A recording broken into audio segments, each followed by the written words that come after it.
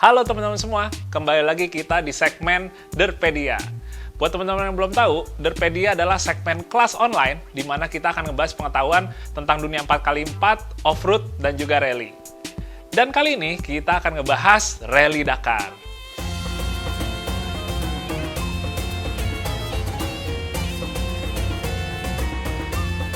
Dakar adalah kejuaraan dunia untuk cabang balap rally raid, di mana Dakar dianggap oleh orang-orang sebagai salah satu balapan paling ekstrim yang ada di dunia.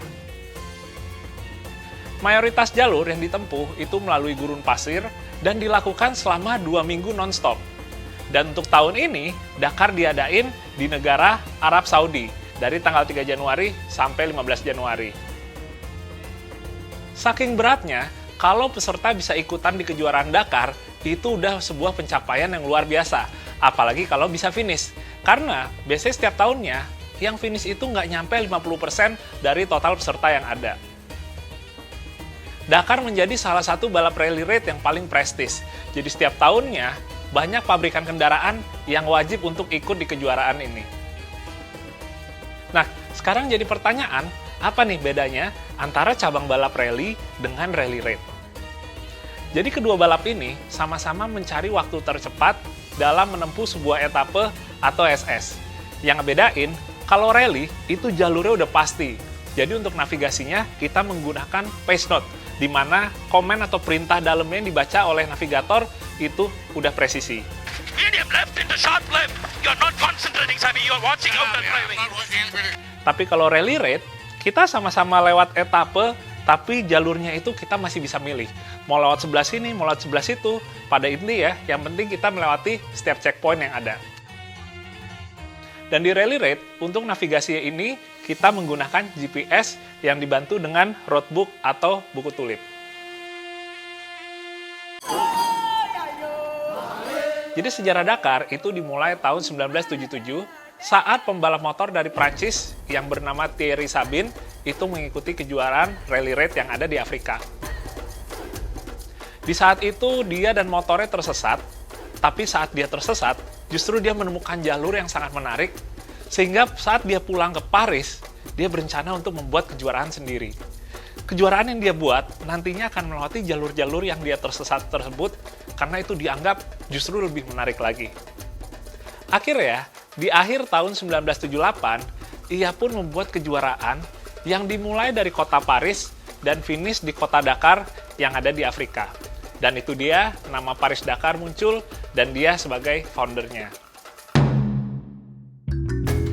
Jadi secara umum, lokasi Dakar itu terbagi ke 3 zona. Yang pertama di Afrika, tahun 1979 sampai ke 2007. Walaupun beberapa daerah start dan finishnya berbeda, tapi pada intinya, di era tersebut, itu startnya dari daerah Eropa dan finishnya di Afrika. Di tahun 2008, Dakar sempat di-cancel. Kenapa dibatalkan? Karena saat itu, di Afrika sedang ada terjadi konflik, sehingga keamanannya pun agak beresiko untuk para peserta Dakar. Pada akhirnya, 2008 itu tidak ada Dakar, dan mulai lanjut di 2009. Tapi, di 2009 ini kita udah berpindah ke zona baru, yaitu di Amerika Selatan. Jadi tahun 2009 sampai 2019, itu di Amerika Selatan, dan negaranya mengambil beberapa tempat yang ada di sana, seperti Brazil, Chili, Argentina, Peru, Bolivia. Itu dia, negara-negara yang dilalui selama 10 tahun. Dan ketiga, yaitu di Saudi Arabia. Untuk di Saudi Arabia atau Arab Saudi, itu dimulai tahun 2020 kemarin, dan hingga sekarang pun masih berlanjut di negara tersebut. Jadi di Rally Dakar, itu ada 5 kelas yang diperlombakan. Pertama motor, kedua ATV, ketiga UTV, keempat mobil, dan kelima truk. Sementara untuk mobil, itu masih dipecah menjadi 2 kelas lagi. Pertama adalah T1, Super Production Car, di mana mobilnya itu adalah mobil-mobil tubular yang menggunakan body custom. Lalu T2, itu adalah Production Car, di mana mobil yang diperlombakan itu harus menggunakan mobil produksi massal. Jadi mobil standaran yang dimodif supaya bisa ikutan Dakar. Yang menarik ya teman-teman, di tahun 2021 ini ada satu kelas lagi yang dipertandingkan yang dinamakan Dakar Classic.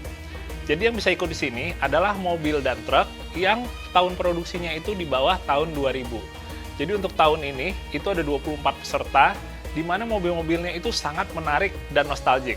Seperti misalnya ada Porsche 911, ada Mercedes-Benz G-Class, ada Mitsubishi Pajero Evolution, dan juga ada Toyota Land Cruiser 80. Ada beberapa nama yang sudah berkali-kali menjuarai Dakar. Yang paling banyak adalah Stefan Peter Hansel. Peter Hansel ini udah 7 kali juara dunia Dakar. Dimulai dari menggunakan Mitsubishi, lalu menggunakan Mini, dan terakhir menggunakan Peugeot. Berikutnya ada Arif Vatanen. Vatanen ini adalah salah satu rally terbaik di tahun 80, dan dia sudah 4 kali juara Dakar menggunakan Peugeot. Yang ketiga ada Carlos Sainz. Dia udah 3 kali juara di Dakar.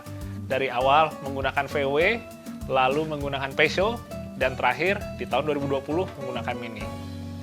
Dan yang keempat ada Nasser Al-Attiyah. Ini adalah jagoan gua, dan dia udah 3 kali juara di Dakar. Dimulai dari juara menggunakan VW, lalu menggunakan Mini, dan terakhir di 2019 dia juara menggunakan Toyota. Kayak gue bilang sebelumnya, kalau di Rally Raid ini, kita sama-sama mencari waktu tercepat saat menempuh etape atau SS. Yang bedanya, kalau di Rally Raid, di dalam SS-nya itu banyak terdapat checkpoint. Dan untuk menuju ke setiap checkpoint-nya itu, peserta bebas untuk memilih jalurnya. Itu yang bikin menarik, teman-teman. Jadi antara peserta satu dengan yang lainnya, itu belum tentu melewati jalur yang sama. Tapi mereka akan tetap ke checkpoint yang sama. Dan agar panitia bisa tahu apa peserta udah lewat checkpoint atau belum, jadi panitia itu memberikan sebuah GPS untuk ke setiap kendaraan. Selain itu, perbedaannya dengan rally, kalau rally itu peserta udah survei jalurnya sebelumnya.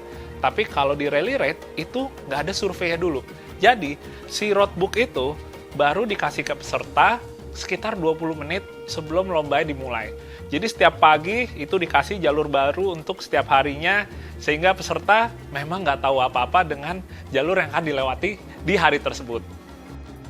Di Dakar, itu ada yang namanya bivouac atau pedok. Di situ adalah tempat untuk kita menginap, baik peserta maupun kru, untuk tempat perbaikan mobil, dan menjadi markas setelah seharian kita bertarung di lapangan. Jadi setiap harinya, kita mulai balap itu dengan keluar dari bivouac, lalu kita menjalani yang namanya liaison, atau itu adalah jalur umum menuju ke SS.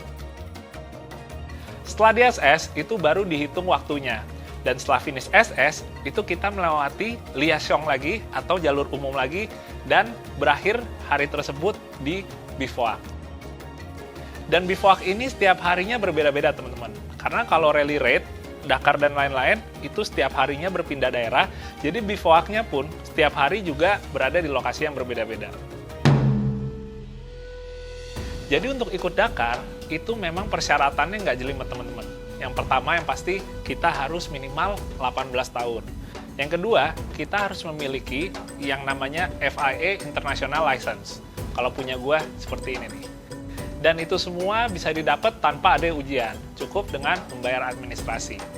Dan yang ketiga, yang paling penting adalah ada uang, itu udah pasti. Berapa biaya untuk mengikuti sebuah kejuaraan Rally Dakar?